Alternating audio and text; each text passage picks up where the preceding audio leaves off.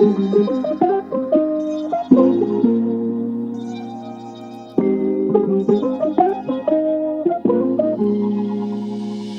are again. Episode, what number is this? 25. 25. We're a quarter of the way to 100. Yeah, so you might be watching this hard on the heels of episode 24, or you might be watching this weeks and days later. But whenever you're watching, you're welcome once again. And in this 25th episode, we're kind of continuing to a greater or lesser extent our train of thought that we started in the previous episode, thinking around what does church look like, what's an ideal church service.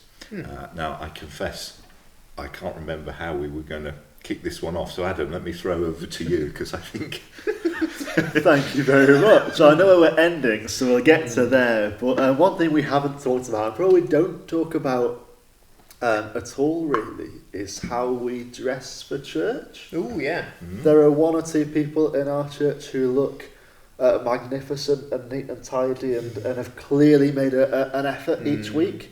There are a handful of, I can say, us who come looking quite presentable but haven't done quite as much ironing or looking in the mirror before they've arrived. I'm one of those, I'm afraid. But actually, I'd love to remember to change that a little bit in the next few weeks and just see what difference it made, because there is something in making an effort. I was at a wedding last weekend and it was a black tie do, which is quite unusual. It was lovely. It was quite American. Yeah, quite bougie. It was really lovely. But it was nice for us to dress up in a way that was even more kind of exceptional and think, right, we know we've made an effort. We're here to celebrate, and this is a significant day. And of course, every Sunday is two things, isn't it? It's gathering with the family, which is relaxed because it's joyful and God's done all the work, and we come made clean.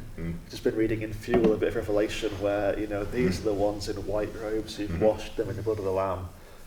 We don't wear white robes every week, but we're made presentable by this great God. But there's also something in looking in the mirror in the morning and going, I'm going to church, and I'm really pleased to be going. I've made an effort, and that is lovely. So there's not a New Year's resolution, but a thing that I'd like to remember to have a go at a bit more. I can't remember the advice I got given. Someone was chatting to me once about what's appropriate wear within church, and someone had said something to the effect of, what's appropriate to wear at church is what you would be comfortable reverently worshipping in. So if you come in with, like, if coming in jogging bottoms is what you would, if you would like walk up to, I don't know, the king in jogging bottoms, or like to a lawyer or something and not feel like you've been underdressed, then yeah, sure, fine. But if we're working up to sort of the perfect king and the perfect judge, you know, with this goal of worshipping and being together, then I think as long as you're not, it's personal, right? If that's what is reverent for you, if that's what is recognising that what the time we're spending together is important, then fair enough. But if it's not, then We've got this God who sees the heart. Yeah, exactly. Listener, if you come each week in jogging bottoms, I think I've seen James in them once or twice, so you're not doing anything wrong. Here's this wonderful truth that God never looks at us and kind of misreads what we meant. If you ever had one of those occasions where you've tried to say something nice and someone's been quite offended and you've gone, oh. Yeah, frequently. Oh no. Or even where you've put on what you think is quite smart and gone somewhere and someone's kind of gone, oh. Yeah. And we've got this God who never does that because he sees our hearts, and that is awesome. Well, it's kind of like you were mentioning. Like if you're going up to the front to preach, are you going to want to stand up to the front and knowing that you've got to speak God's word? Are you going to feel awkward or like you've done a bad job of representing God's word if you're sat in, I don't know, slacks with a mohawk or something? Or are you know, it's the heart desire, like you were mentioning. It's about what you're wearing being a reflection of trying to be, I guess, reverent and sensible and not trying to be, the focus is off of you. So I it's think that's the also important part. not taking up so much of your headspace. Yes. That you've thought all week about how you'll dress reverently. You stand up to preach and you can't think because you're on your tie. Like, It should be a disaster. I should have gone for polka dots. What was I thinking? If you're thinking of coming to church in a mohawk, please do it. I'd love it if you'll put more effort into your hair than I have. That's not to say you can't come in for it with a mohawk, by the way. Again, Please we're all going down to... Yeah, we haven't people want to stress for you, but there isn't a dress code. No. You know? I mean, I think some very posh establishments still have such things, but we haven't got one here, you know. I mean, obviously, turn up in a reasonable degree of Please public come decency. dressed. Yes, please come dressed. Yes, that's the main dress code, isn't it? Yes. Wear something. I read a lovely article, and I can't remember where it was from, sorry, it was some years ago, but it was about what Sunday best meant for a family and their young children. Because if you've been around young children, you'll know that when they have chosen their outfit, you often can tell, and it's something quite peculiar. It might be wings, it might be a football shirt, but that often is a sign that they have thought, we're going to church, I want to wear my best thing. My best thing is an Arsenal top. And if that's what's true for them, then let's pray for them. But recognise that they have come in Sunday best. They've gone, oh, I'm wearing my best shirt. Last Christmas I wore what I'll call a visually offensive Stockport County shirt. It's their third strip, and it's like dazzle camouflage. It's quite a lot to look at. Yeah, yellow and blue. Yes. Because I'd got it that day, and I was really pleased with it, and it felt a little bit like Sunday best. Yeah, it's an interesting one, isn't it? I mean, as you were talking, I was reflecting on my dear departed maternal grandfather. And he was. It's partly a generational thing, I suppose, but you could always tell when it was Sunday morning because Grandad was always ready, a good 40 minutes before everyone else, almost sitting on the telephone table in the hall, and we used to have those things with his suit and tie, you know, full on. And I think he felt, he never said, but I think he felt, you know, I was a bit of a scruff turning up in, you know, jumper and jean. But when I was older, I used to say, well, Grandad, if I worked on the shop floor in dirty orange oil-stained overalls, you know, boiler suit, I wouldn't dream of wearing that to church because that's my work clothes. But I go to work at that time in a suit. So I don't want to go to church in my work clothes, you know. So I suppose it's whatever you sort of feel comfortable in, isn't it? But you're right, there is I mean, I think, you know, if we go out for a meal as a family, you know, like my favourite haunt of ours is Nono's in Belper. Other restaurants are available. I will, you know, make the effort and, you know, put some, you know, smart casual, you know, chinos on and a sort of smart shirt to go out for a meal. You know, might even wear a jacket just to have pockets. You know, so there is a place, and I think we've kind of lost that to some extent. You know, people used to dress up to do all sorts, to fly, you know, to go to the theatre, or something, to go out for dinner or whatever. I mean, you were talking about dinner jackets, Adam, and I used to, in my previous life, have to go to industry award dinners and things like black tie often. We're looking forward to going to our first podcast awards in no time at all, but yes, the invitation hasn't come yet. Dinner suits one. I could never work out what was worst, turning up at a black tie doing a lounge suit, or vice versa. Probably the other way around. I think it probably is. Because you get mistaken for the waiter if everyone else was in the lounge. Anyway, I digress. But I suppose, yeah, it's whatever you feel comfortable in. And as you said, James, whatever you feel is appropriate for church. And I suppose, you know, you don't want to turn up in something that makes everybody else, you know, feel awkward or uncomfortable, whatever that might be. You know? It's a tricky one, isn't it? But although, should it ever happen that you're walking down the drive and think, I've just noticed what I'm wearing and I can't quite believe it and I'm on edge, what I really hope is that the church family would turn and say, it's great to see you. I might love what you're wearing, but it's great to see you. And it is like a family. If someone in the family comes to Christmas dressed bizarrely, then you give them a big hug and have Christmas dinner together because it's family. Yeah, that's the key thing, isn't it? Yeah. And as you said, also, I think it's not about outward appearances, is it? You know, it's about the heart. It's about the heart. Gorgeous. One last thing on that I think I've heard our vicar say, and I have to listen and correct me if I'm wrong. That's always fun. Our building does its share of dressing in Sunday best. It is beautiful. It's spectacular. It's kind of imposing, and it's a big and quite a formal place. And I think if we met in a very casual venue, we might be more inclined to kind of balance it out with more formal wear, and partly because we meet in such a grand venue, we feel more able to dress down as a result, so that people can come and not kind of feel they've got it wrong. But if you think I'm making excuses, then no, I get where you're coming from, because if you think about it from a standpoint of somebody maybe who's on the fringe of a church, or even who's a non-Christian, there are only really going to be 2 or 3 occasions that they'd ever go to church. One is for a wedding, one is for a funeral, and one is maybe for a baptism, right? Or something like that. Like the number of times where they're going to go is where they're going to dress up to do something, whether it be to grieve or to get married or whatever, you know. Yeah. Like, so maybe there is a subconscious level of. I mean, I think part of it's probably just that a lot of them get cold, so it's a lot more of just wearing jumpers rather than jackets. But I wonder if part of it is that unconscious.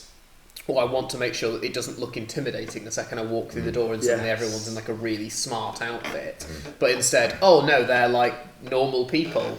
Well, I think that's part of being the family, being at ease with yourself and with each other, isn't it? Yeah. Come back to a point we in the previous episode, being as broadly accessible as you can. And if you said no, you can't come in unless you are wearing your dinner jacket or female equivalent attire, then you're really narrowing the scope. Yeah.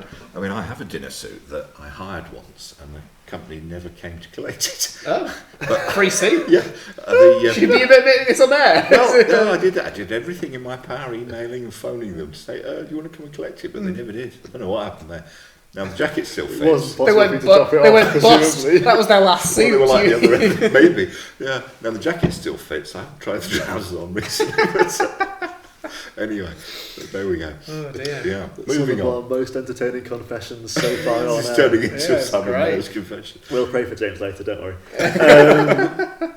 Excellent. I wanted to pick up a little bit on one of the conversations that we sort of touched on for 2 weeks ago's podcast episode, which was talking about what our ideal church service looks like. And one of the things I wanted to really talk about was why what we might want the church service to look like as an individual might not always be what's best for the church as a whole. So James, you, I think quite wisely, mentioned earlier about how we want to target a church service to be not necessarily centrist, but like you want it to toe the line of what is best for the majority, rather than try and tailor it towards directly what might be perfect for you. But I wonder whether any of us would want to share what maybe their ideal version of that service might look like for you, and why what you recognise as being its strengths and weaknesses as to why we do the things that we do now. I'm happy to go first if you want time to unpack that question. You set us off. That'd be great. Yeah, Wonderful. Yeah. Set the ball rolling, James. So, for example, I am a very big fan. So, 2 of the things I want to talk about. One of them is I'm a big fan of the cafe church style of services over the big church hall, partially for what we've been talking about with regards to dress code and intimidating to people. So I think people's heads, at least the non-Christians that I've spoken to, a lot of people associate church, when they talk to me about it, being unapproachable because it's this big, scary building, that they come in with all these expectations that church is going to be unapproachable. Or even because they think Christians are all nice, and they'll be the sort of one who says the wrong thing or swears and can't go back. Whereas I think what works really well for a church service, especially a church where the culture is as welcoming as we've been mentioning here, I think what works really well about a cafe church service, and why I prefer them, is because round tables and sitting together encourages conversation after a church service beyond just the obvious, oh, what have you been doing this week, how's the weather, blah blah blah, and then leave your pew and go to get a cup of coffee, because the coffee and biscuits are already in front of you, so you can't escape the conversation. Let's have a big chat about whatever the sermon's just been on. And I think that strategy, while that works better for me in terms of, I find that socially easier to start conversations. I find that a more comforting environment. Being comfortable isn't necessarily what we're called towards either. And so so whenever I'm saying this is what I prefer, I'm not saying cafe church is how we should do it. There's no place for other church services. I think it's wonderful that actually the church that we've got provides a location that people do have, for example, have nostalgia for. There's also a lot more reverence in a church building that echoes in the way that it does, so that when we sing, everyone can hear everyone singing. And there's something to be said even in terms of like how we decorate a church building. Not that I advocate these aren't the reasons why a church is good, but things like stained glass windows and things like that. The art that has been created, the way that a church is constructed, it focuses you so much. You can't look anywhere without seeing Christ. And I think that's what a church does that a cafe church can sometimes struggle with, is that what cafe church becomes the focus on is the church as individuals and not the church as a global concept of worshipping and trying to live out what the Bible teaches and learning about God. You see in this building, don't you, the years and the scale of what God has established in this village is here in a 1,000-year-old nearly building, and now you do pick that up the same way that when you see a community centre with all the chairs set out by someone who was willing to do that, you go, oh, okay, this means something about this place. Yeah. Another thing on the cafe church. Yeah, go for it. I think I've seen you be a man who, in a sermon, will diligently sit with a notebook and Yes. take notes. Yes. Which sometimes I think I should do, and sometimes I really like just sitting and hearing. but a table's useful for that. Yeah. It's practical. If people haven't tried it, would you recommend note taking? What is it about that for you? Yes. When did you start? Why So, is cafe good for it? I mean, part of mine is tailored around me as an individual, what works best for me. So note-taking, I'm aware, is beneficial to lots of people in terms of how you benefit from lectures. I struggle with ADHD. So part of my note-taking, or just having a notebook in front of me, is to encourage my brain, because I struggle with listening to lectures at the best of times, especially sermons. The sermons are all brilliant here, but my attention span means that I will be really engaged with what one of us is saying. It happens during podcast episodes. You can probably see it happen live. I'm looking and I'm engaged, and then my brain will go, oh, that's really interesting. Oh, da-da-da-da, and then da-da-da-da, and then da-da-da-da, and I'm 4 other conversations away from whatever's happening at the table, and then I'm trying to reel myself back into what's happening.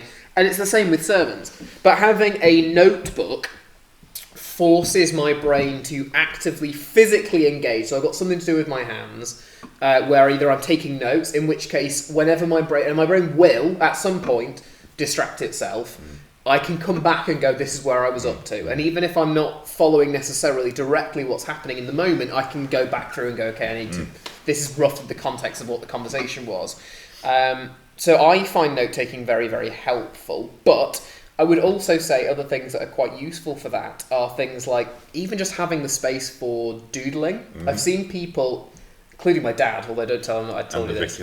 Yeah, he doodles when he's sat in services, and not irrelevant ones. Normally it'll be like he'll doodle a visual aid that he would have done for his own version of the same sermon, or he'll doodle just like a random picture to do with the, if it's on, I'm using an asinine example, but if it was Daniel and the Lions, Daniel draw a line kind of thing. But it's about creating, again, that visual stimuli. I think there's a lot of... Sorry, I'm going to go on a slight tangent.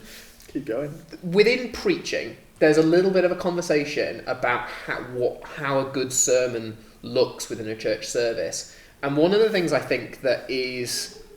I hear the argument of we shouldn't need a PowerPoint. I think it is I feel, this is one of the few things I have that's more like, I feel like we should take it a bit more seriously. I think there is something missing if we don't seek to provide a visual stimulus for what you're saying when you're saying it. And I'm not saying it has to be much, but the benefit to people like me who struggle to know what's going on in the given sentence. If I'm listening to an amazing sermon, it could be anyone's sermon, if whenever my brain decides I'm not going to focus in that given moment, when I try and cue back into that conversation, unless my notes have been very good, I am missing large chunks of what you're saying. But there is something that's beneficial where if you've got a PowerPoint that's even just got like the title of the section that you've got, because most people do sort of 3, 2, 4, whatever points. Find your way back in. Having that, and then what passage you've got, amazing. I cannot tell you how useful that is. And the fact that we've got, even within like university lectures and schools and stuff, there's a good reason why we have these structured, things. They call it scaffolding in schools. It's additional scaffolding that I think helps people engage more with it. But then I'm going to give the counter argument to this. Sorry, this is a big tangent, I apologise.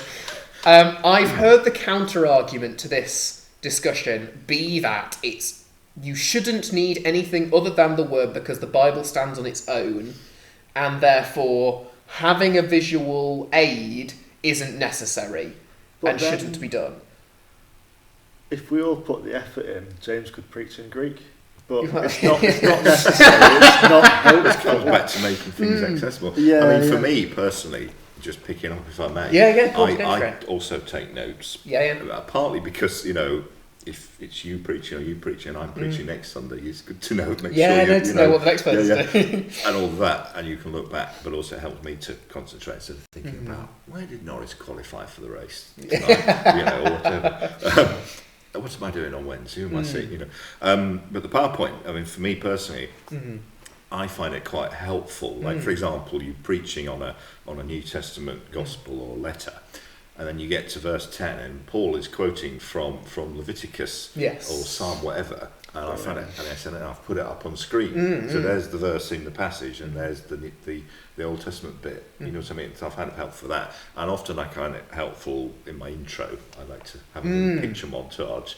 You're saying, now, you ever thought about, when you get a letter, what does the letter tell you to do? And you've got a picture of letters or whatever, different types of letters. For the younger reader who's not heard of them, not communication interface with something called a pen. So I find PowerPoint helpful for things like that. But I think there's again no hard and fast rules, isn't there? But I suppose I'm conscious of time on this episode. Yes, I apologise. I dragged us out a little bit. I think one thing I would just like to say, we're talking about ideal church service. I think for me, I've learned from my experience, going back to the church that I was at before I moved here, a lot of it I would have personally wished they did differently. Like the music was a bit livelier, it was a bit less staid and old-fashioned in some ways. No disrespect to anybody watching from my old church, but I persevered with all that and almost kind of put up with it a bit because I could see that the most important thing was the quality of the Bible teaching, and it was an opportunity to really learn and grow in my faith, which I did. So I think all of us, I would say, you need to, what's the most important thing? And if that most important thing is good, the quality of your teaching and everything, and opportunities to learn. If it's faithful, if it's God who's speaking, then you're going to be all right. And you might have to put up with some of the other stuff that's maybe not ideal. Well, we're meant to grow in Christ-likeness, aren't we? And part of that is patience, bearing with one another, and not having things your way is a huge part of discipleship. So I suppose that's just a thought I'd lob in there. What's the key thing? I mean, when I first came to St Altman's, wonderful heard Mark Pickles, our former vicar, preach. I thought, yes, this is great. This is the place to be, and the welcome was good, and I was fortunate there was a music group as well, which helped me to get to know folk. But that was very much an added bonus, you know what I mean? So I suppose what's an ideal church look like for me is the heart of it is faithful teaching and all the other things that we've said. But it's like, well, what's the main thing, if that makes sense? So. I want to say really briefly, probably to wrap us up in the last minute that we've got. There's something really strange about a global movement to change people's hearts and change the world that thinks the best way to do that is someone standing up and talking for a bit. And I regret not looking up the passage that I think is in Corinthians about Paul talking about wisdom and folly, and God's foolishness being stronger than the wisdom of God's men. weakness is still stronger than man's strength or something. Yeah, I know the passage you mean. And we're just doing Gideon, aren't we, in the evening services, and you literally get God saying to Gideon, you've got too many men, I need to send them all home so you can see I'm doing this. And I think preaching's wonderful, it's also weak. It is the way that God says, I'm going to change the world, even through this, even through someone as weak as this standing up and just talking. God's going to change our hearts and the world, and that is awesome. Well, that is a very good point to finish. We better wrap up. Got to race away. Thank you so much for listening in. If we have encouraged you, wonderful. If we've discouraged you or upset you, please let us know, because we'd love to apologise and know it wasn't our intention, if quite. True. Do listen in next time. If you can bear to, we'd love to have you with us. Take care. Take care.